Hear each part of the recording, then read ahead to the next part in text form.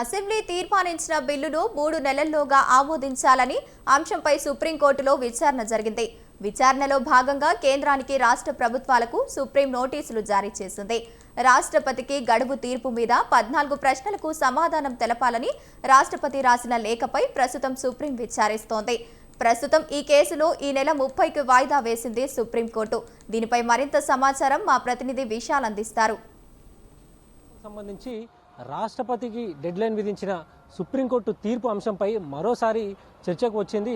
తాజాగా సుప్రీంకోర్టు అసలు న్యాయస్థానాలు రాష్ట్రపతికి గడువు విధించగలవా లేదా అన్న అంశంపై ఈరోజు సుప్రీంకోర్టు విచారణ చేపట్టింది.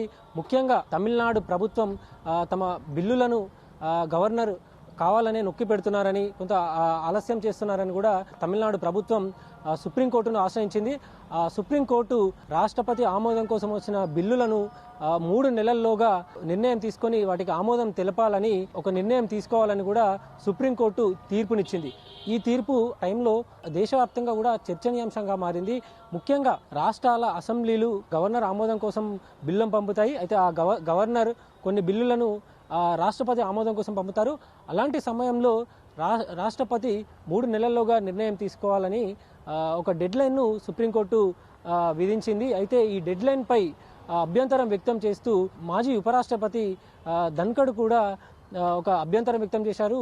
కొన్ని ఆర్టికల్ను అడ్డం పెట్టుకొని సుప్రీంకోర్టు ఒక న్యూక్లియర్ మిసైల్ లాగా ఆర్టికల్ను వాడుతున్నాయని తీవ్ర స్థాయిలో విమర్శలు చేశారు.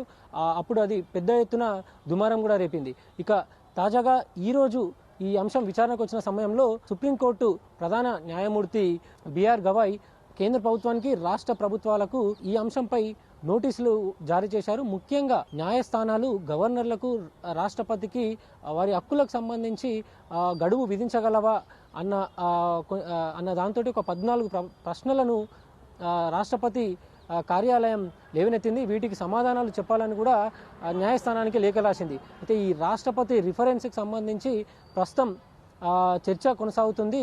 అసలు న్యాయస్థానాలు వీరి హక్కులను చెరిపేస్తున్నాయా అన్నట్టుగా కూడా రాష్ట్రపతి కార్యాలయం ఇచ్చిన రెఫరెన్స్ ఆ 14 ప్రశ్నల్లో లేవనెత్తింది.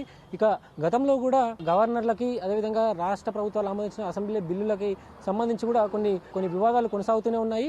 ఉదాహరణకి సీఎంగా కేసీఆర్ ఉన్న సమయంలో కొన్ని బిల్లులకు సంబంధించి విశ్వవిద్యాలయ ఉమ్మడి నియామక ప్రక్రియ అనే బోర్డు, ఇలా కొన్ని బిల్లులకు సంబంధించి గవర్నర్ ఆమోదం కోసం రాజ్భవన్కి పంపినప్పుడు ఆ టైంలో గవర్నర్గా తమిళిసై ఉన్నారు.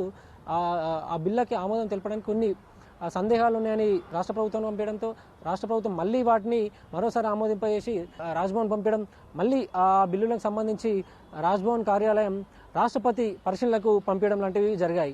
దీంతో కొన్ని నెలల పాటు కూడా కొన్ని బిల్లులకు ఆమోదం తెలపకుండానే ఉండిపోయాయి. కొన్ని బిల్లులు రాష్ట్రపతి దగ్గరనే ఉండిపోయిన పరిస్థితి వచ్చింది.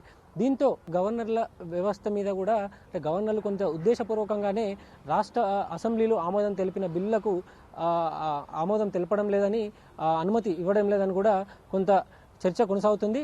ఇక ఇది కొనసాగుతున్న సమయంలో కొన్ని ఘటనలు దేశవ్యాప్తంగా జరుగుతున్నాయి. తాజాగా కర్ణాటక మాజీ సీఎం యడ్యూరప్ప ఒక కేసుకు సంబంధించి విచారణ చేయాలనుకున్న సందర్భంలో రాజ్భవన్ కార్యాలయానికి, అంటే గవర్నర్ అనుమతి కోసం ప్రతిపాదనలు పంపగా అనుమతి ఇవ్వడానికి రాజ్భవన్ ఆలస్యం చేస్తుందని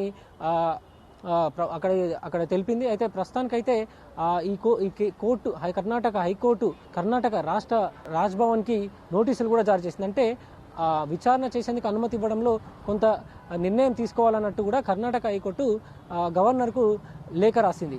అంటే దానికి సంబంధించిన నోటీసులు కూడా జారీ చేసింది. అంటే ఈ విషయానికి సంబంధించే రాజ్భవన్, అదేవిధంగా గవర్నర్లకు, రాష్ట్రపతులకు, అదేవిధంగా రాష్ట్ర అసెంబ్లీలకు ఆమోదం తెలిపిన బిల్లులకు వీటి మధ్య కూడా చర్చ కొనసాగుతుంది. ఇక తాజాగా ఇదే అంశానికి సంబంధించి ఈరోజు సుప్రీంకోర్టులో చర్చకు వచ్చిన సందర్భంలో ఈ విచారణను ఈ నెల జూలై 30కి వాయిదా వేస్తూ, అదేవిధంగా ఇది ఒక ప్రధాన చర్చగా భావిస్తూ ఆగస్టులో దీని గురించి ముఖ్యంగా చర్చిస్తామని కూడా సుప్రీంకోర్టు ప్రధాన న్యాయమూర్తి బిఆర్ గవాయ్ తెలిపారు.